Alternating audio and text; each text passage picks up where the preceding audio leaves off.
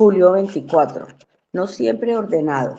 Esther fue llevada al rey Asuero a su palacio real, y el rey amó a Esther más que a todas las otras mujeres, y ella halló gracia y bondad con él más, con él más que todas las demás vírgenes. Así que él puso la corona real sobre su cabeza y la hizo reina en lugar de Basti. Esther 2, 16, 17. Adasa, la niña judía que se convirtió en reina de Persia, es más conocida por su nombre persa, Esther, que significa estrella. Era huérfana, adoptada por su primo y era especialmente atractiva, Esther 2:7. Cuando el rey celebró un concurso de belleza en busca de una nueva reina, Esther fue llevada al palacio del rey bajo la custodia de Hegai, encargado de las mujeres. Hasta ese momento, ella había ocultado su nacionalidad judía. Hegai, el eunuco a cargo de todas las mujeres, estaba especialmente complacido con Esther y rápidamente la hizo avanzar. Y cuando llegó su turno de ir delante del rey, él la instruyó para tal acontecimiento, Esther 2, del 9 al 15. Todo salió bien, ya que ganó el primer premio y fue nombrada reina. Esther estaba en condiciones de ayudar a su pueblo, aunque nadie sugiere que su objetivo fuera algo mayor que llevar la corona. Esta historia tiene elementos que son incómodos y difíciles. A la madre judía promedió no le hubiera encantado hacer que su Adasa se estaba acostando con un rey pagano incircunciso. Al padre judío promedió no le hubiera encantado saber que su Adasa había ido de incógnito a Persia y se había negado a decir quiénes eran sus parientes, sus antecedentes o su identidad. Quizás sea una heroína en esta historia, pero era una heroína de moralidad y ortodoxia cuestionables. Sin embargo, no es necesario que reflexionemos con aprobación sobre el camino que tomó Esther. Si bien reconocemos que Dios tenía providencialmente el control del drama que estaba ocurriendo en su vida, no necesitamos decir que ella tomó buenas decisiones en cada paso del camino. Dios, en su providencia, le concedió a Esther una pequeña parte del drama que se desarrollaba, pero debemos mirar más allá de Esther y sus decisiones y ver al verdadero héroe de la historia, Dios, quien está comprometido a hacer todo para el bien de su pueblo. Los acontecimientos de la historia de Esther no fueron tan ordenados como quizás desearíamos. Por supuesto, esa no es una excusa para tomar intencionalmente decisiones que no agradan a Dios, pero es un motivo para animarnos porque los acontecimientos de la providencia de Dios en nuestras vidas tampoco son tan ordenados como desearíamos. Revisa tu propia vida y date cuenta de que, aunque no todas tus decisiones han sido buenas y no todos tus planes han sido hechos con las mejores motivaciones, Dios en su providencia te ha traído hasta el día de hoy. Mientras cuentas tu historia, determina hablar del verdadero héroe, Dios, quien es el primero y el último, y está cumpliendo sus propósitos en tu vida. Para profundizar, Jueces 13, del 1 al 4 y Jueces 16, del 23 al 30. Amén.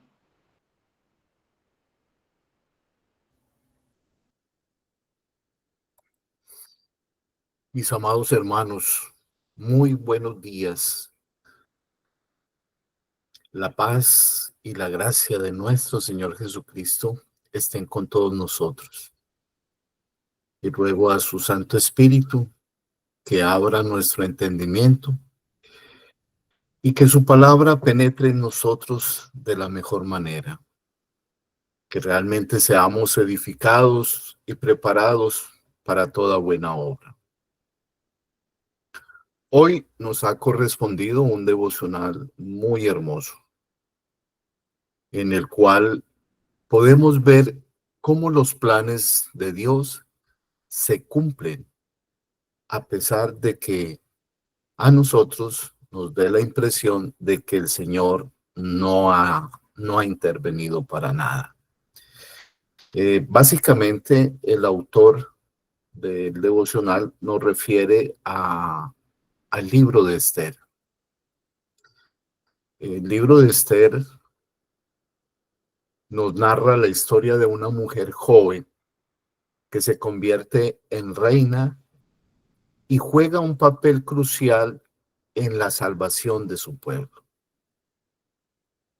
En el capítulo 2 encontramos varios elementos importantes que podemos reflexionar y aplicar a nuestras vidas. Este capítulo comienza después de que el rey Asuero, también conocido como Jerjes, el rey Asuero era el rey de Persia, un poderoso imperio. Este hombre se siente triste por la pérdida de su reina Basti. Y no es que ella haya muerto, sino que fue invitada ante la presencia del rey y ella categóricamente rechazó la invitación. Entonces el rey consultó a sus principales sabios y consejeros y la decisión que el rey tomó fue de que si ella no quería estar en su presencia, pues nunca más se presentaría ante él y decide tomar por reina a otra mujer. Entonces busca una nueva reina entre las bellas mujeres del imperio. Y aquí es donde aparece Esther, que era una joven judía, huérfana, la cual fue adoptada y criada por su primo Mardoqueo como su propia hija. Esther es elegida para participar en este concurso real. A medida que avanza la historia, vemos cómo Esther se prepara y gana el favor del rey, convirtiéndose en la nueva reina de Persia. Y aquí es donde juega un papel muy importante de cómo Dios utiliza a las personas, porque sabemos que Esther era judía, utiliza a las personas para siempre salvaguardar a su pueblo. Y es paradójico, pero una judía, imagínense, llegar a convertirse en la reina de Persia, como lo dije ya, un poderoso imperio. Sin embargo, quienes realmente mandaban y gobernaban eran los reyes. Pero el consejo y la voz de la reina era escuchado. Desde el inicio de este capítulo podemos notar la mano de Dios en los acontecimientos que llevan a Esther hasta la corte del rey. Aunque el nombre de Dios realmente no aparece explícitamente en el libro de Esther. Su presencia y la dirección son palpables. Y esto nos recuerda que incluso en circunstancias supremamente difíciles o inciertas, Dios siempre está trabajando en nuestras vidas de manera que a veces no lo comprendemos. Esther es descrita como una joven muy hermosa. Además, era una joven muy sabia y seguía los consejos de su primo Mardoqueo. Y ella se somete a un prolongado proceso de preparación y antes de presentarse ante el rey. Pues esto es para nosotros un recordatorio de que nuestras acciones deben siempre estar acompañadas de prudencia y preparación. mientras confiamos en el plan de Dios. Mis hermanos, hay tantas ocasiones en nuestras vidas donde pensamos y sentimos que vivimos como si estuviéramos fuera de los planes de Dios. Y la verdad, mis amados hermanos, que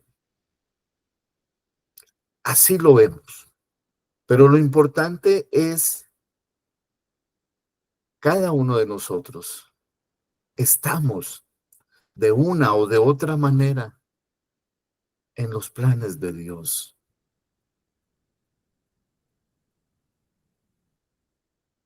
A pesar de sus orígenes judíos, Esther oculta su identidad al principio,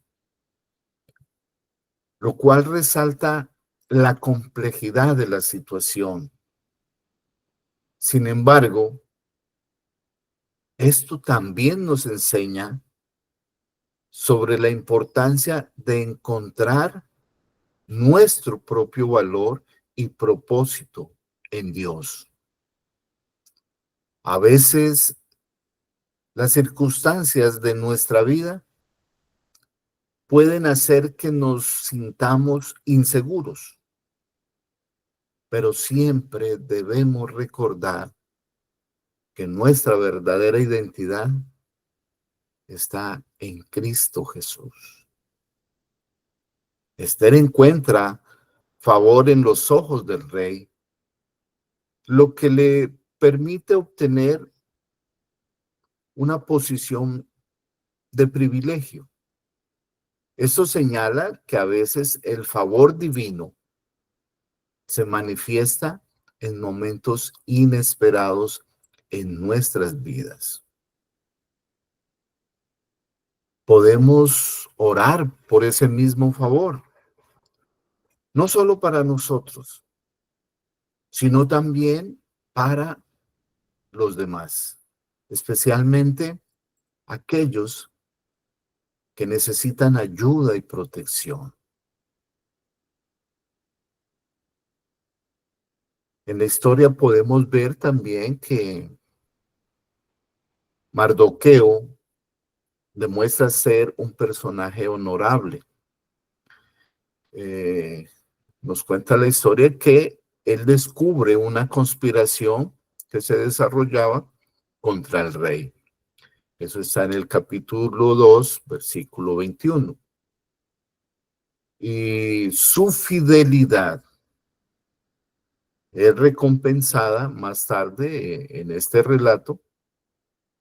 Y esto nos enseña que cada una de nuestras acciones, aunque puedan parecer insignificantes, son vistas por Dios y pueden tener un impacto significativo en su plan.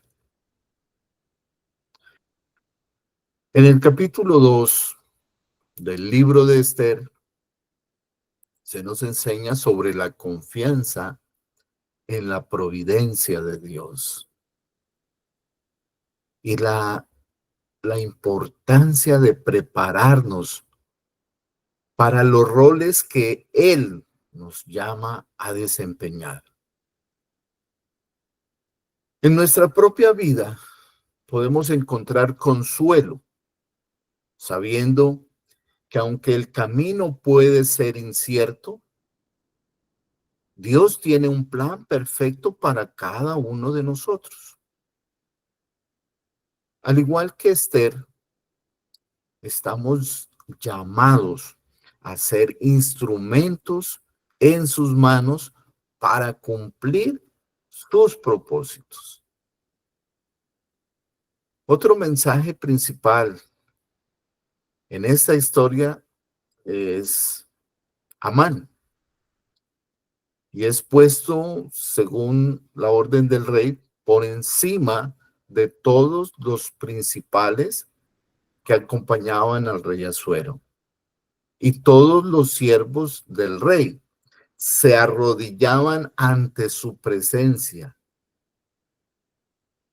pero no así Mardoqueo, ni se arrodillaba ni se humillaba. Este acto de Mardoqueo fue considerado como una gran falta a los mandamientos del rey. Y me voy a permitir leerles el versículo 5 del capítulo 3. Y vio a Amán que Mardoqueo ni se arrodillaba ni se humillaba delante de él, y se llenó de ira. Pero tuvo en poco poner mano en Mardoqueo solamente, pues ya le habían declarado cuál era el pueblo de Mardoqueo. Y procuró Amán destruir a todos, escuchen bien, a todos los judíos que había en el reino de Asuero, al pueblo de Mardoqueo. Y aquí es donde realmente, como lo dije antes, aunque no se nombre a Dios, sabemos que el pueblo de Mardoqueo es el pueblo de Dios. Y la intención de Amán era destruir a todos los judíos que estaban en el reino de Asuero. Este pueblo estaba cautivo en Persia, la historia lo narra muy claramente, y ustedes saben que cada que alguien está en contra del pueblo de Dios, viene la intervención de Dios. Dios siempre ha estado, está y estará cuidando y salvando a su pueblo. Esas promesas están desde el principio de la historia de la Biblia. Y sabemos que Dios nunca deja de cumplir sus promesas. Y la reina Esther es usada por Dios para llevar a cabo los planes de salvación del pueblo judío. Y así como Esther, también encontramos varios personajes a lo largo del Antiguo Testamento, los cuales Dios siempre ha usado para preservar y proteger a su pueblo. En Jueces, capítulo 13, del 1 al 4, observamos que los hijos de Israel volvieron a hacer lo malo ante los ojos del Señor, y el Señor los entregó en manos de los filisteos por 40 años. Y había un hombre de Sora, de la tribu de Dan, llamado Manoa, y su mujer era estéril y nunca había tenido hijos. Y se le apareció el ángel del Señor a la mujer y le dijo: He aquí que tú eres estéril y nunca has tenido hijos, pero concebirás y darás a luz un hijo. Ahora pues cuídate de no beber vino, ni sidra, ni comas cosa inmunda. Este pasaje que encontramos en el libro de los Jueces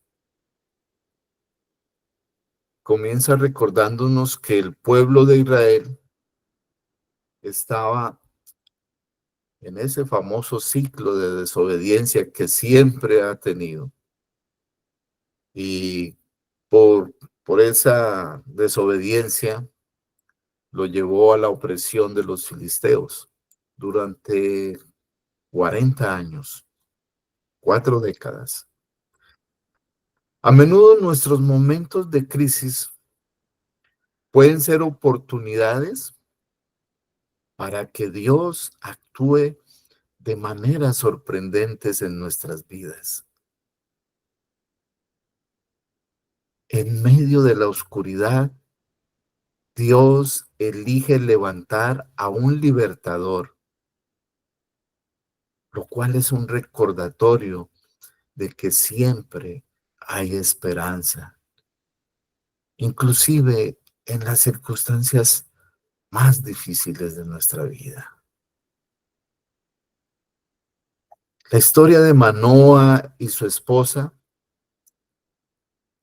destaca el hecho de que eran estériles, una condición que en la cultura de la época traía gran tristeza y vergüenza, a diferencia de hoy en día que las nuevas generaciones no quieren tener hijos y categóricamente defienden que no quieren tener hijos, prefieren tener un gato, un perro.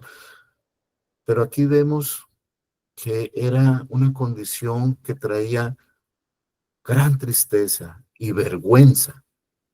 Sin embargo, Dios tiene un plan incluso para aquellos que se sienten impotentes o sin esperanza.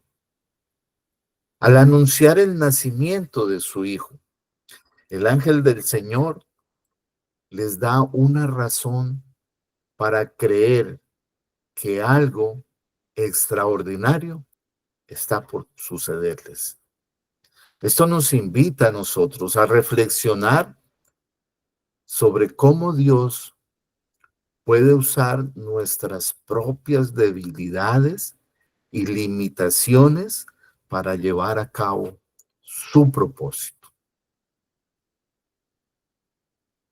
La instrucción al final del versículo 4 de que la madre debe cuidarse de no consumir vino ni sidra y de no comer cosas inmundas, esto destaca la necesidad de preparación y consagración para la tarea que tiene por delante. Este llamado a la pureza y dedicación es un principio que también se aplica a nuestras vidas en el día de hoy.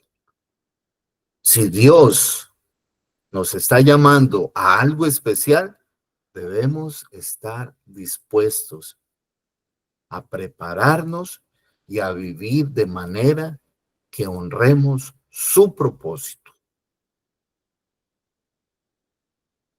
La respuesta de Manoa y su mujer ante esa sorprendente noticia no se menciona en los primeros versículos, pero es visible en el contexto del resto del relato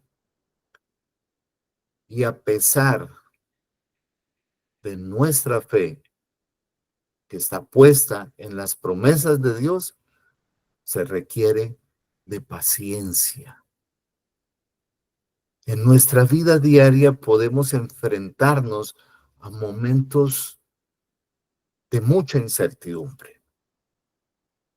Y es así como este pasaje nos anima a confiar en Dios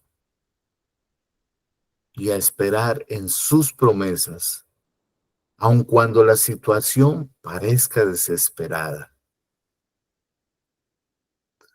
El hijo prometido a Manoa y a su esposa ya estaba predestinado a ser uno de los jueces y libertadores más reconocidos a lo largo de la historia de Israel. Mas, sin embargo, su decisión de ceder a la tentación y descuidar su compromiso con Dios lo llevó a la pérdida de su fuerza. Y finalmente es capturado. Pues esto nos recuerda la importancia de mantenernos firmes en nuestra fe y no subestimar cómo nuestras elecciones pueden tener consecuencias a largo plazo. Pero a pesar de su caída, Sansón clama a Dios en su desesperación. Esto resalta nuevamente la naturaleza misericordiosa de Dios, que está dispuesto a escuchar a nuestras oraciones, incluso cuando le hemos fallado. Dios puede restaurar y usar nuestras vidas para su gloria, incluso después de haber cometido muchos errores. Y vemos que al final de sus días, Sansón es capaz de recuperar su fuerza y en un momento de mayor debilidad a causa de su ceguera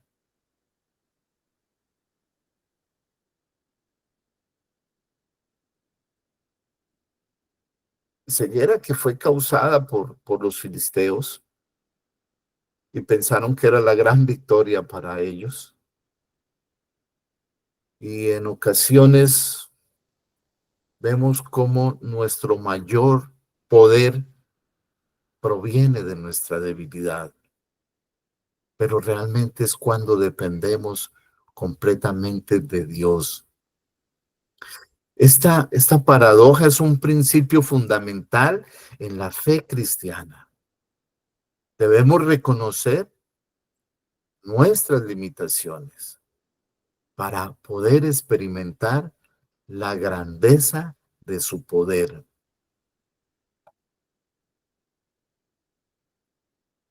Para terminar, en su última acción, Sansón pide venganza contra los filisteos,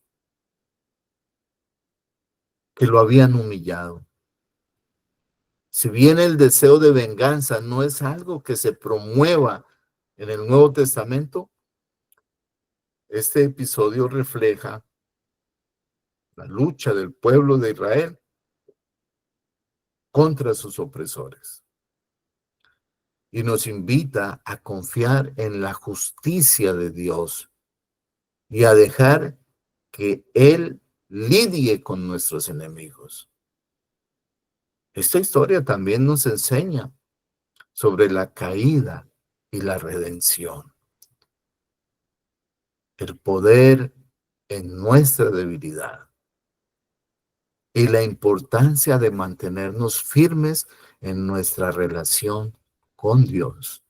Aunque a veces podamos fallar, siempre podemos volver a clamarle a Él y encontrar esperanza y fuerza para enfrentar cualquier adversidad.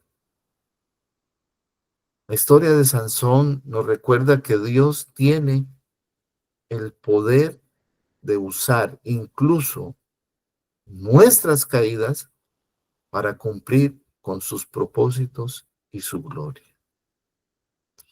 Como lo dije antes, Dios siempre está al cuidado de su pueblo, de sus escogidos. Una de las mayores historias de cómo Dios usa a una persona para salvar a su pueblo es la historia de José. Una historia que cuando la transmiten por televisión en Semana Santa, nos gusta, nos agrada volver a verla una y otra vez, porque es la forma como Dios utiliza a José para preservar a su pueblo. Y lo preserva de una situación que, que fue pronosticada, que fue anunciada, pero José fue el instrumento que Dios usó. Y vemos cómo en esta historia José es acusado injustamente, fue vendido por sus hermanos, eh, encarcelado, pero Dios lo restaura de una manera maravillosa y lo pone en segundo lugar en el gobierno de Egipto. Esa es la forma milagrosa como Dios obra en cada uno de nosotros, pero siempre lo hace con un propósito. ¿Qué debemos hacer nosotros? Buscar ese propósito que Dios tiene para cada uno de nosotros, entenderlo, prepararnos y con toda reverencia que Dios nos use para cumplir sus planes. No somos sino instrumentos en las manos de Dios. Mis amados hermanos, vamos a orar.